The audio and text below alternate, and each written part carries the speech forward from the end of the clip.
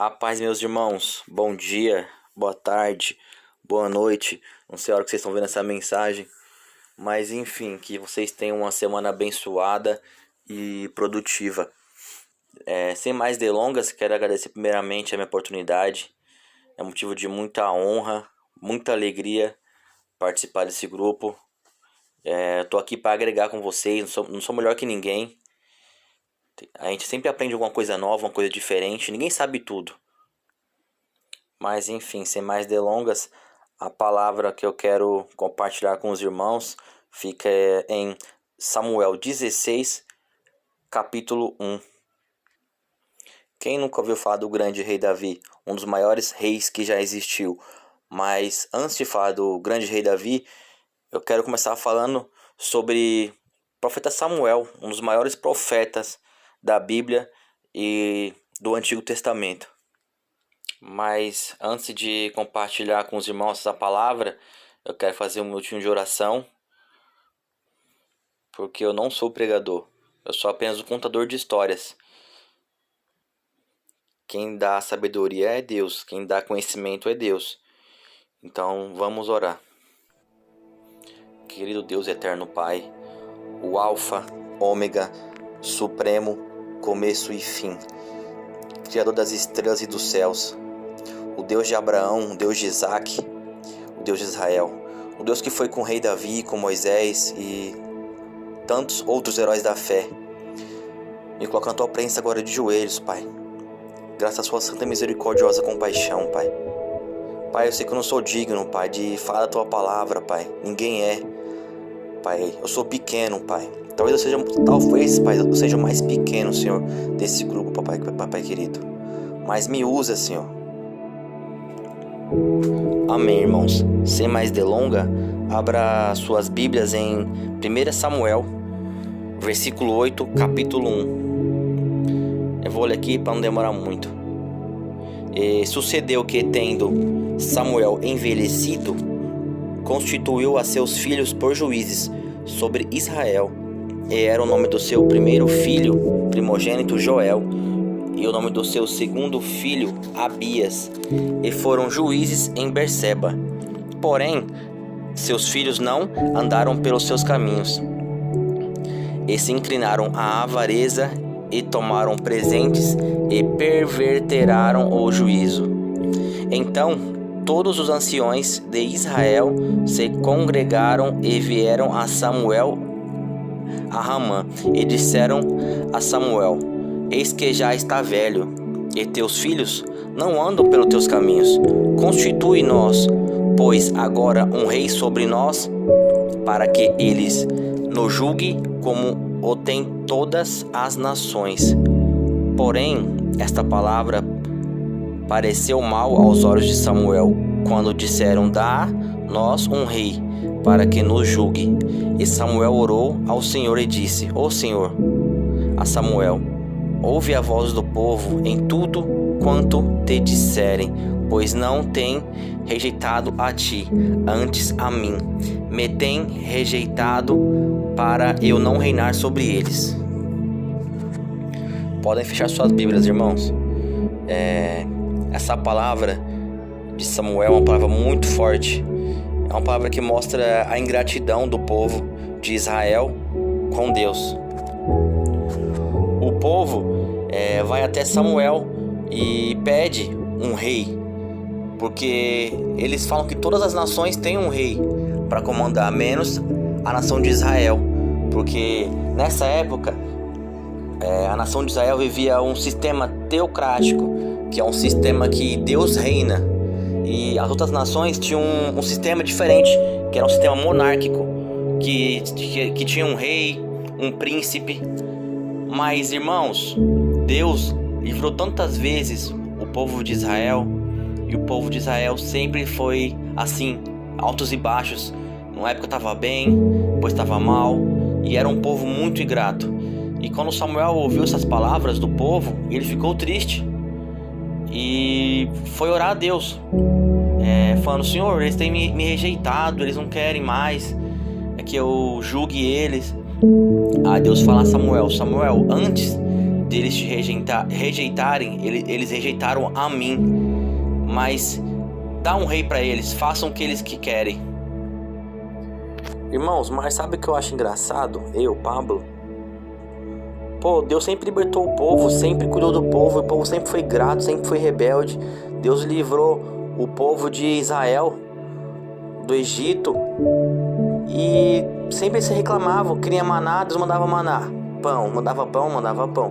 Depois quiseram carne, Deus mandou carne, sempre reclamavam, nunca estava bom. Assim somos nós.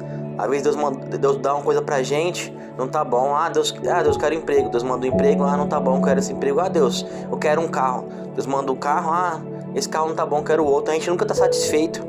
O ser humano é complicado. O ser humano é muito difícil. O povo pede um rei a Samuel. Deus dá um rei pro povo, só que ele adverte o povo. Ele fala, vocês querem um rei? Só que vocês vão ter que fazer isso. Vocês vão ter que pagar impostos altíssimos. Vocês vão ter que ser escravo. Aqui no capítulo 11, do verso 8, está escrito aqui: E disse, este será o costume do rei, que houver de reinar sobre vós. Ele tomará os vossos filhos, aqui é forte isso, e os empregará para os seus carros e para seus cavaleiros, para que corram adiante dos seus carros, e os porá por príncipes de milhares e por cinquentenários, para que lavrem a sua lavoura. Aqui no capítulo 15 está escrito: E as vossas sementes e as vossas vinhas dizimará para dar aos seus eunucos e aos seus criados. Mas irmãos, depois de todas as palavras que Samuel disse ao povo, dizendo que o povo tinha que pagar impostos altíssimos, que eles iam virar escravos, o povo mesmo assim estava tão cego e falou: não, Samuel, a gente quer um rei, a gente quer ser que nem as outras nações, que nem os outros reinados. O mal do povo era o que? Se comparar aos outros. A gente nunca deve se comparar a ninguém, irmãos. E outra, eles tinham o maior rei, que era o Deus vivo, o rei dos reis, Alfa, o Ômega, o Supremo. Mas para eles não estava bom, eles não estavam satisfeitos. Samuel diz ao povo: Deus vai dar um rei a vocês. E Deus dá uma missão a Samuel. Ele diz a Samuel: amanhã, Samuel, a estas horas te enviarei um homem da terra de Benjamim, o qual ungirás por capitão sobre o meu povo de Israel. E olha que coincidência do destino, irmãos. Ali próximo estava Saul, procurando o quê?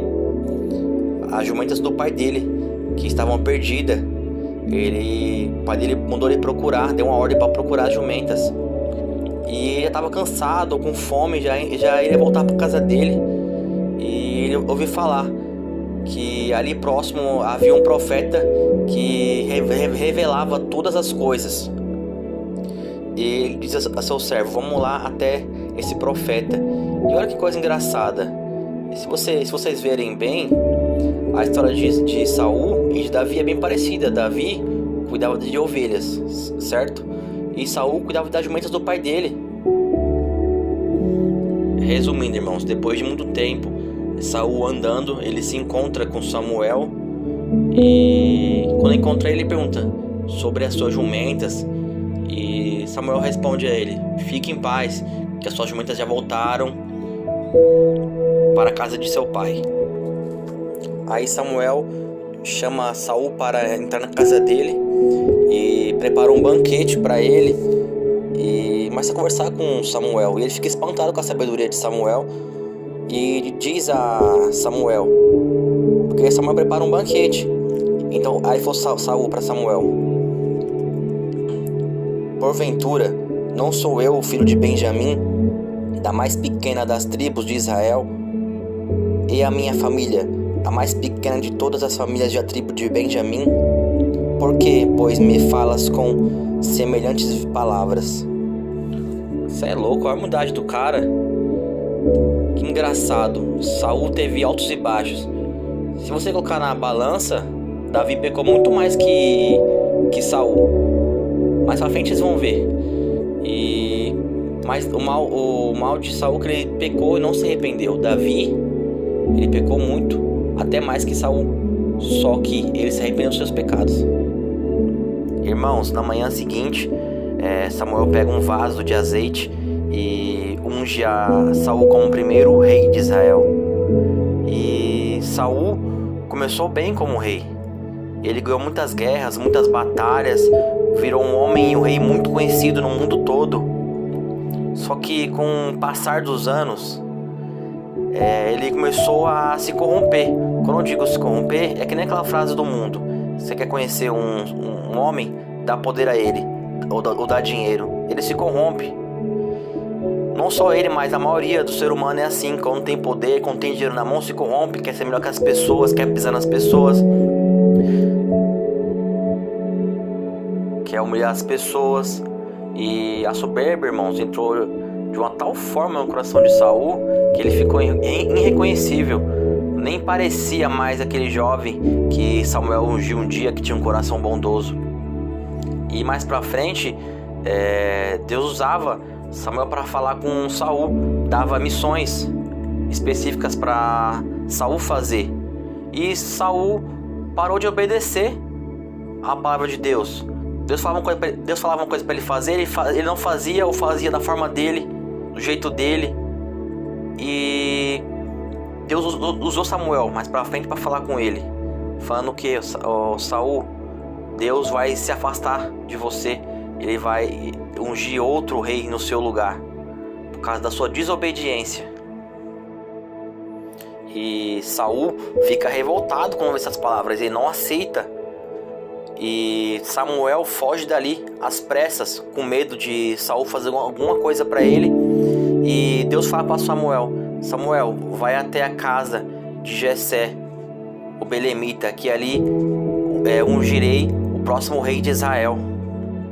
E Samuel obedece a Deus, não contraria a ordem de Deus, e vai até a casa de Jessé. Quando ele está próximo da casa de Jessé, chegando, Jessé observa ele de longe e teme. Por quê?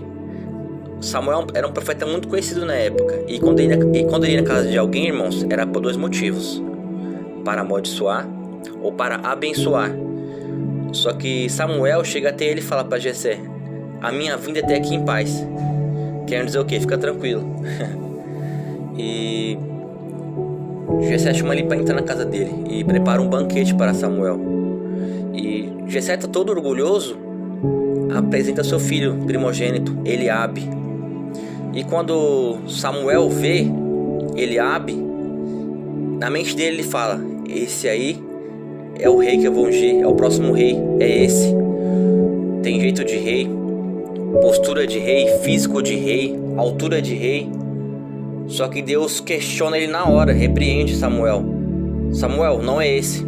Ele tem altura de rei, jeito de rei, mas não tem coração de rei. Não é esse. Aí passa Eliabe, primogênito, passa Abinadab, o segundo filho, Simeia, Natanael. Resumindo, irmãos, passa os 7 filhos de Jessé, mas não é nenhum. Aí Samuel pergunta a Jessé: acabou todos os seus filhos? Aí Jessé fala: não, tem mais um, Davi, tá nos pastos, cuidando das ovelhas. Manda chamar ele. Aí um dos seus filhos vai até Davi, chama ele. Irmãos, quando eu vi esse capítulo, eu fiquei indignado comigo mesmo. Fiquei revoltado. Eu falei: como que 7 irmãos barbudos, marmanjos já criado, tá dentro de casa, e sendo que o mais novo tá trabalhando na roça, tá cuidando das ovelhas na roça, lá no pasto. Aí já dá pra ver o quê? Que Davi era humilhado pelos seus irmãos. Mas tem um versículo na Bíblia que eu acho muito lindo: os humilhados serão exaltados. E é isso, Deus escolhe os pequenos para confundir os grandes, entendeu? Deus gosta dessas coisas, de escolher os improváveis, os pequenos, os que ninguém dá nada, entendeu? É forte isso daí. E seus irmãos chamam ele, ele chega na casa e Samuel unge Davi. Deus fala: é esse, pode ungir. Samuel unge ele na frente dos seus irmãos. Olha o detalhe, na frente dos seus irmãos. Samuel podia ungir ele lá fora, perto do pasto, sozinho, mas não, ungiu na frente dos seus irmãos para ver que às vezes Deus faz o quê? As coisas no secreto, para ninguém ver, mas às vezes Deus faz o quê? Para todo mundo ver. É forte, meu Deus, aleluia. Nossa Senhora, tô arrepiado aqui. Irmãos, eu tava estudando aqui mais a fundo. Tá escrito aqui na Bíblia que Davi cuidava das ovelhas malhadas de seu pai. Mas por que malhadas? Eu pensei que era só a lã diferente, né? Mas eu fui aqui mais a fundo. Os historiadores dizem que não era só a lã diferente. Ovelhas malhadas tinham problemas genéticos, mutações genéticas. Algumas nasciam com algum problema, com 2 patas, com 3 patas, até doente. Mas Davi cuidava com maior alegria, com maior prazer. E o costume da época era o quê? Toda a casa tinha 2 apriscos. O aprisco da frente vendia as ovelhas para os viajantes que passavam na frente. As ovelhas perfeitas, branquinhas. Só que as ovelhas malhadas ficavam na parte de trás, no aprisco de trás da casa, para ninguém ver. Que eram os problemas as ovelhas que tinham problemas físicos, as ovelhas malhadas. Voltando na palavra, irmãos, Davi é ungido no meio dos seus irmãos com mais ou menos entre 15 a 17 anos de idade. E engraçado que ele foi ungido e não virou rei um dia depois. As coisas de Deus não são assim. A Bíblia fala que ele foi ser rei com mais ou menos 30 anos de idade. Então, demorou mais ou menos o quê? Uns 15 anos, 17 anos para ser mais ou menos exato, para ele ser rei. As coisas de Deus é diferente, o tempo de Deus é diferente. A gente tem que saber esperar. Quantas promessas que você tem aí, vocês, Deus promete uma coisa pra gente que vai dar um carro, alguma vitória, alguma bênção, e o tempo passa e nada acontece. Algumas coisas na minha vida aconteceram, algumas ainda não, porque não chegou o tempo. Vocês me entendem? A gente tem que esperar o tempo de Deus e ter paciência, irmãos. As coisas não são como a gente quer. E, irmãos, quando Samuel unge Davi, automaticamente o Espírito Santo que estava em Saul passou para Davi. E os anos se passam, Davi continua trabalhando na roça, ajudando o pai dele ali no serviço braçal. Se fosse eu, ou qualquer um de nós, ia estar reclamando: cadê minha bênção, cadê minha vitória, a minha promessa? Mas não, Davi continua ali, focado, sem reclamar, sem murmurar. Não é à toa que ele é o segundo coração de Deus. E depois que o Espírito Santo se retira de Saul, o Senhor envia um espírito maligno que atormentava o rei. Os servos de Saul lhe disseram: um espírito maligno enviado por Deus está atormentando o Senhor, rei. Permita que procuremos um bom músico para tocar harpa. Sempre que o espírito o afligir, ele tocará música para acalmar o Senhor e o fará sentir-se melhor. Saul disse: está bem, respondeu Saul. Encontre alguém que saiba tocar bem e tragam-no para cá. Um dos servos disse a Saul: um dos filhos de Jessé, de Belém, sabe tocar bem e canta. Saul diz aos seus servos e soldados: tragam ele para cá, agora. E os servos trazem Davi até o palácio. E Davi começa a tocar a harpa ali para o rei Saul.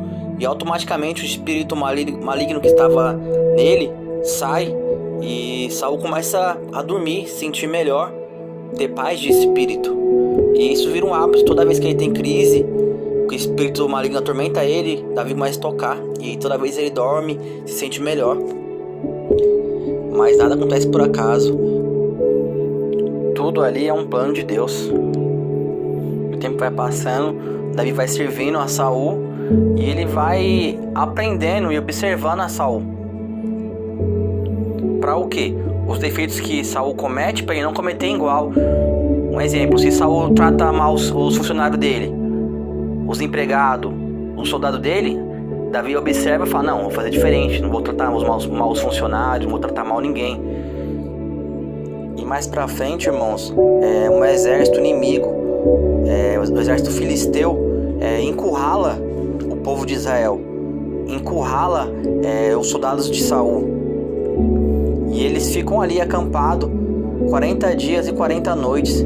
E um dos soldados filisteus chama muita atenção, que é Golias, o homem mais temido ali daquele tempo. Os historiadores dizem que ele media entre 2,30 m, 2,40 m de altura e era muito forte, um homem muito temido.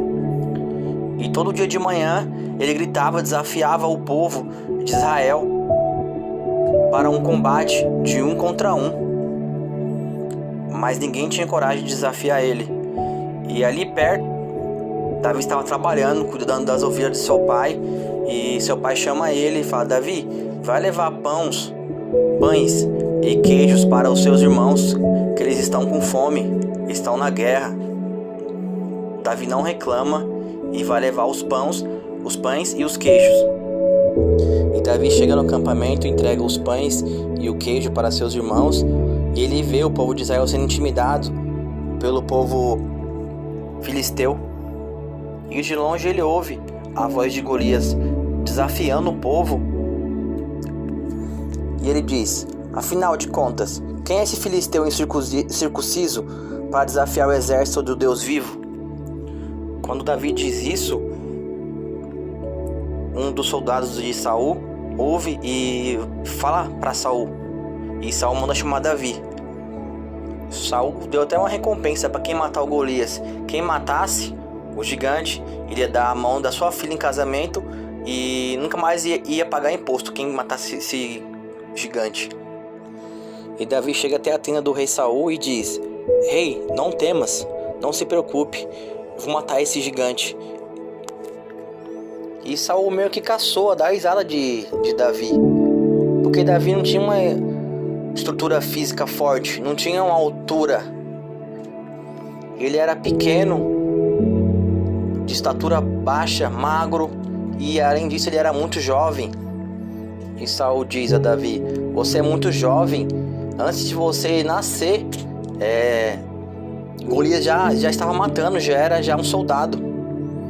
E Davi diz ao rei Saul: Rei, quando eu estava cuidando das ovelhas de meu pai, um dia eu matei um urso e um leão com as minhas próprias mãos. E Saul fica meio desacreditado, mas ele dá a oportunidade a Davi de matar o Golias, dá uma chance. E ele pega sua armadura, seu escudo e sua espada e dá a Davi. Só que não serviu em Davi, porque Saul era mais alto e estava muito pesada a armadura. E pensando bem, foi até bom Davi não ter usado a armadura de Saul, porque se ele ganhasse essa batalha, iam dizer o quê? Ah não, ganhou por causa da armadura de Saul. Ganhou por quê? Por causa da espada de Saul. E Davi fala: oh, rei, não consigo usar essa armadura, tá muito pesada, não serve em mim. E Saul, vendo tudo aquilo, diz a Davi: Davi, vá, Deus te abençoe e te proteja. E Davi vai, passa num riacho e pega 5 pedras e vai até o campo de batalha contra Golias. E quando Golias vê ele, caçoa, dá risada da cara dele, falando: garoto, você é muito jovem para morrer. Por que você vem com um pau pra cima de mim? Será que eu sou um cachorro? E ainda amaldiçoa Davi, dizendo: ainda hoje darei sua carne às aves e os animais. E Davi, mesmo temendo, pega sua funda com a pedra, roda e joga na testa de Golias. E Golias cai.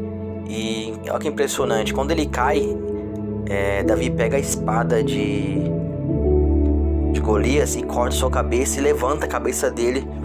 E o povo filisteu sai correndo, desesperado, não acreditando, porque era impossível, improvável um menino derrotar Golias. Ninguém nunca tinha conseguido esse feito, mas Davi era diferente. Davi tinha o Espírito Santo ao lado dele. A gente com o Espírito Santo ao nosso lado somos mais que vencedor. E o tempo vai passando, com os anos, Davi vai crescendo, vai ganhando nome, ficando famoso. Ele chega até a virar general de Saul. Só que, infelizmente, Saul começa a ter inveja de Davi, porque em toda batalha Davi vencia, nunca morria, não tinha nenhum arranhão. E Saul temeu que Davi fosse tomar o quê? O reinado dele. E Davi casa com a filha de Saul. E na noite de núpcias, a filha de Saul fala para Davi: Davi, foge que meu pai vai te matar. E Davi foge na calada da noite. E Saul tenta matar Davi a qualquer custo. Ele fica louco. E Davi foge por anos. E por anos Saul tenta matar Davi a qualquer custo. Mas Deus sempre livrava Davi da mão de Saul. Tanto é que Davi teve 2 oportunidades para matar Saul, mas ele não matou. Certa vez um soldado de Davi disse: Davi, por que você não mata Saul? Aí Davi diz: eu não vou encostar a mão nele, porque ele é um ungido de Deus. Deus determinará a morte de Saul, porque eu não vou encostar a mão nele. Davi querendo dizer o quê? Deixa na mão de Deus, porque eu não vou tocar a mão. E mais pra frente, irmãos, o rei Saul deixa Davi de lado um pouco, porque novamente o povo filisteu encurrala o povo de Israel para uma guerra. E nessa guerra, infelizmente, Jonatas, o filho primogênito de Saul, morre. E Saul, vendo aquilo, seu filho morrer e todos os seus guerreiros morrer também, ele vê que tá perdendo a batalha, a guerra. Ele pega a sua espada e enfia na sua barriga, se suicida. Que fim trágico Saul teve. Isso foi tudo culpa dele. Ele mesmo plantou, ele mesmo colheu. Um dos soldados vai até o corpo de Saul e pega a coroa e vai entregar a Davi. E quando o mensageiro entrega a coroa para Davi, e Davi pergunta o que aconteceu com Saul e com Jonatas, o mensageiro diz que eles morreram. E Davi, se fosse qualquer outra pessoa, ia ficar feliz, porque agora ele vai ser rei. Não, mas ele chora, ele fica muito triste. A Bíblia detalha que Davi fica tão triste que ele e seus homens faz até um jejum. E o tempo passa depois disso e Davi é coroado o rei de Israel. E Davi ganha muitas batalhas, muitas guerras. Ele vira um homem muito conhecido em todo o mundo. Ele traz a arca de Deus para Israel novamente. Ele traz a presença de Deus novamente para Israel. E ele começa bem, como Saul também começou. E certa vez ia ter uma guerra. Só que Davi diz aos seus guerreiros, ao seu general: eu vou descansar, eu não vou nessa guerra. E Davi descansa. E certa tarde Davi se levantou da cama depois de descansar e foi caminhar pelo terraço do palácio. Enquanto olhava do terraço, reparou uma mulher muito bonita, irmãos, que tomava banho. Davi mandou alguém descobrir quem era a mulher. Aí disseram a ele: é Batseba, filha de Elia, e esposa de Urias, o Abita. Então Davi enviou uma mensagem para que trouxessem, e Davi e Batseba tiveram relações. E passando algum tempo, irmãos, quando Batseba descobriu que estava grávida, enviou uma mensagem a Davi, dizendo um bilhete: estou grávida. E Davi, sabendo da notícia, para não sujar seu currículo, para não sujar o seu nome, ele arquiteta, planeja um plano que parece coisa de cinema. E Urias chega na cidade até o rei Davi, e Davi fala: Urias, por que você não vai deitar com a sua mulher? Descansa, você acabou de chegar da guerra. E Urias diz a Davi: como posso eu deitar com minha mulher se meus irmãos sofrem na guerra? Davi nunca viu um homem tão corajoso, tão honrado como Urias. E na manhã seguinte, Davi escreve uma carta de próprio punho e sela com um anel real. E Davi diz a Urias: Urias, leva essa carta até Joabe. E quando Joabe abre a carta, está escrito na carta: Joabe, põe Urias no campo de batalha na frente, Porque quem morre primeiro, irmãos? Os que estão na frente, no campo de batalha. Na linha de frente, é os linhas de frente. E Urias morre na guerra. E o general Joabe manda um mensageiro até a Davi dizer que Urias morreu, mas não morreu só Urias, morreu muitos outros soldados. E Davi fica até feliz, pensando o quê? Que seu plano deu certo. Só que aquilo, Deus vê tudo, irmão. Não tem como você se esconder do Todo-Poderoso. Vai pensando que Deus é cego. E as consequências começam a agir na vida de Davi. E Deus manda o profeta Natan ir até ele. Imagino eu que Natan ficou com medo de ir até Davi. Porque se ele falasse que Deus ia repreender ele, ele mataria Natan. Tanto é que Natan foi inteligente, foi sábio. Ele não vai em linha reta. Ele começa a contar uma parábola a Davi e diz: Rei, havia dois homens em certa cidade. Um era rico e o outro era pobre. O rico era dono de muitas ovelhas e muito gado. O pobre não tinha nada, exceto uma cordeirinha que ele havia comprado. Ele criou a cordeirinha e ela cresceu com os filhos dele. Comia de seu prato, bebia de seu copo e até dormia em seus braços. Ela era como a sua filha. Certo dia, um visitante chegou à casa do rico. Em vez de matar um dos animais de seu próprio rebanho, o rico tomou a cordeirinha do pobre e matou e a preparou para seu visitante. E Natan diz a Davi: O que esse homem merece, meu rei? E Davi diz: Esse homem merece pagar 4 vezes mais. Ele merece a morte. E Natan diz a Davi: Esse é o Senhor, meu rei. E Natan ainda diz: Assim diz o Senhor, o Deus de Israel: Eu ungi a rei de Israel e o livrei das mãos de Saul. Dei-lhe a casa e as mulheres de seu senhor e os reinos de Israel e Judá.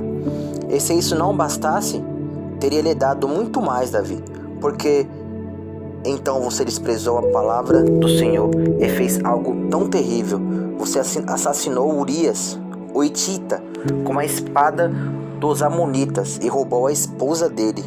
De agora em diante, a espada não se afastará da sua família, pois você me desprezou ao tomar para si a mulher de Urias. Assim diz o Senhor: de sua própria família farei surgir o seu castigo. Tomarei suas mulheres diante de seus olhos e as darei a outros homens, e eles se deitará com elas à vista de todos. O que você fez em segredo eu farei acontecer abertamente diante de todos o povo de Israel.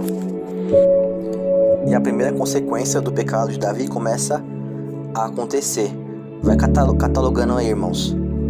O filho de Davi, com Batseba, nasce, ele começa a ficar doente e morrer aos poucos. E Davi começa a orar, a jejuar por 7 dias.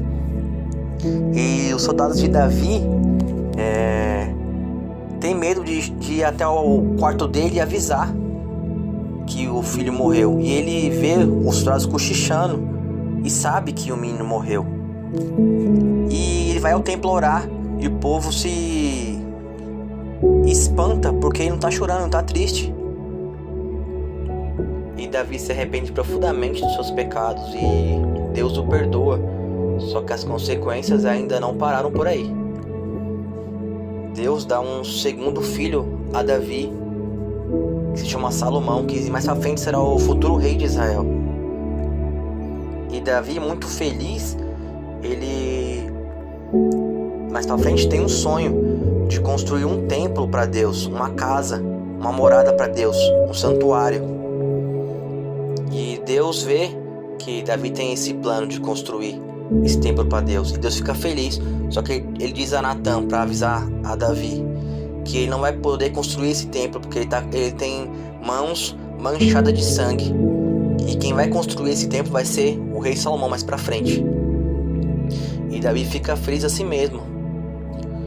Só que as consequências do pecado de Davi não pararam. Davi foi tão abençoado por Deus que ele teve 19 filhos homens e apenas uma menina. E infelizmente, numa calada da noite, numa madrugada, Aminon, um dos filhos de Davi, finge estar doente e manda chamar a única filha de Davi para cuidar dele. E eles trupam na calada da madrugada. E de manhã, o povo do palácio começa a saber do ocorrido. E Aminon bate no peito e diz: é minha, eu fui o primeiro. E Davi sabe do ocorrido, irmãos, mas o pior que ele não faz nada. Me digam por que, irmãos, ele não faz nada. É porque ele não tinha moral. Se ele fosse repreender o filho, o que o filho ia dizer para ele? Aprendi com você, pai. Você matou Urias. Mas Absalão, seu outro irmão, diz a Aminon: por que você estuprou minha irmã? E Aminon diz: quem é você? Se nem meu pai me repreendeu, quem é você para me repreender? Absalão toma uma fúria, o sangue sobe e ele mata Aminon com suas próprias mãos. E Davi sabe que Aminon morre e ele fica furioso. Ele levanta do seu trono e fala: eu quero vingança. Aí pergunta: quem matou meu filho? Aí dizem: Absalão, seu outro filho. E Davi novamente não faz nada. Por quê? Não tinha moral. Davi entrou numa teia de aranha que quanto mais ele se mexia, mais preso ele ficava. Isso tudo que estava ocorrendo de mal na vida de Davi foi por culpa dele, irmãos. Saiu da boca dele a sentença. Ele não disse ao profeta Natan que esse homem pague 4 vezes mais. E mais pra frente, irmãos, o seu filho Absalão, ele prepara um plano. Ele rouba o reinado de Davi. Davi sabe do plano do seu filho e foge de seu filho Absalão. Ele teve que fugir na calada da noite. Como era seu filho, ele não fez nenhum mal. Ele recuou. Como que ele ia matar o próprio filho dele? E Davi se esconde. E o filho de Davi, Absalão, pega todo o ouro e a prata que estavam no cofre real e monta um exército de mercenários, de jagunços. Mas seu general Joabe compra a briga do rei e pega o resto do exército de Davi e vai contra até o filho de Davi, e eles lutam. E Joabe desbarata o exército de Absalão. Vendo que está perdido na guerra, ele foge para dentro de uma floresta. Absalão pega o cavalo e corre dentro de uma floresta, no trote de um cavalo, e Joabe segue ele. E os cabelos de Absalão se enroscam numa árvore e ele fica pendurado, preso. E Joabe, de vez de prender ele, ou sei lá, bater nele, não sei, não, ele com uma fúria tão grande pega a espada, enfia na barriga de Absalão, no filho de Davi. Vai catalogando aí, irmãos, as mortes dos filhos de Davi. O primeiro morreu recém-nascido, por causa de doença. Segundo, uma morte moralmente. Às vezes uma morte moral é pior que de sangue. A filha de Davi é estrupada, certo? Terceiro, o filho de Davi morre porque estrupou a irmã. O quarto morre pela espada de Joabe. Finalizando, e Davi paga pelos seus próprios pecados, irmão. Saiu da boca dele, repetindo a sentença. Se Davi fosse um pouquinho mais inteligente, mais sábio, ele podia ter falado o que para o profeta Joabe? Não, perdão, pelo profeta Natan. Não, Natan, esse cara deve ser preso. Quem é esse cara? Não, ele já foi logo determinando. Não, esse cara tem que pagar 4 vezes mais. E foi isso que aconteceu. Ele pagou 4 vezes mais. Irmãos, a gente está vivendo um tempo da graça. está vivendo no tempo bom ainda, que hoje a gente pode se arrepender, a gente pode orar, se ajoelhar, Deus vai responder a gente, Deus vai ouvir a gente. Mas antigamente, no Velho Testamento, era olho por olho, dente por dente. As consequências dos pecados eram muito maior do que de hoje. Para você orar a Deus antigamente, você tinha que fazer um sacrifício, sacrificar algum animal para falar com Deus. A gente está vivendo um tempo bom, da graça, de amor. O final da vida de Davi, eu creio que ele ficou com uma tristeza profunda. Porque imagine você e eu perder 4 filhos, 3 de sangue e uma moralmente. Se fosse qualquer um, ia entrar em depressão, mas Deus não. Deus consolou ele e ficou do lado dele. Deus deu força, fez ele seguir em frente. E para finalizar a história, irmãos, Davi já está em idade avançada. Ele fica doente e antes de morrer, a cultura da época é o quê? O filho mais velho ser rei. Mas tem uma reviravolta aí. Davi escolhe Salomão como seu próximo sucessor. E eu vou finalizar aqui e já vou aplicar na vida de vocês e na minha também. E, irmãos, depende dos nossos erros, que a gente possa reconhecer quando a gente estiver errado, que a gente não possa ser como Saul, que errou e não se arrependeu, que a gente possa ser que nem Davi, quando errar, pedir perdão, ter um coração puro, um coração correto, ser reto ao Senhor. Eu sei, o caminho é estreito, mas vai valer a pena, irmãos. Vai valer a pena. Um dia, a gente vai estar todos reunidos lá no céu, lá na glória, todo mundo junto. Eu sei, as lutas vêm, as provas vêm, mas vai valer a pena, irmãos. Não desistam. Deus é contigo. Deus abençoe vocês e eu agradeço a minha rica oportunidade. Eu amo vocês em Cristo Jesus. Tamo junto. Forte abraço.